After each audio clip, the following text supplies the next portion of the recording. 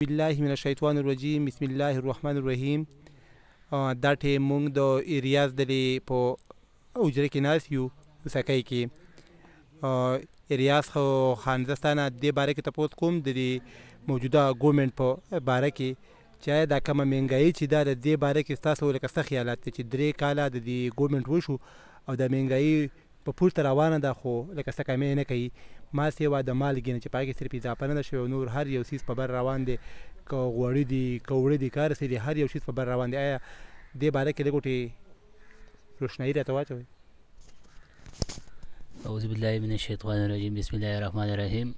ورشید خان خبره خو صحیح ده چې مهنګایي سیوا شوه ډېره زیاته، خو زما څونه هیله که تاسو مخکې حکومتونه وګورئ، د پیپل د ور وګورئ یا د نواز شریف د ور وګورئ، مسلم لیگ نون والا، نو هغې هم د قوم داسې تورنجبین او مړدان نه دي راوړي، نه دي راکوز کړي، خو د هغو په وخت کې هم دغه شی ډېر زیات.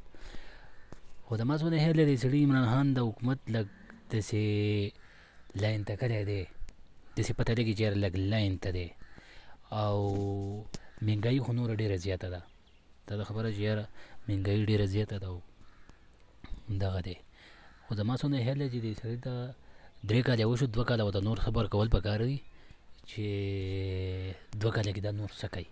یو خو د افغانستان دا مسله پکې سرو ورو حل کېږي که نه، چې دا حل شي نو بیا به زمونږ دغه به لږ ټیک طرف ته لاړ شي.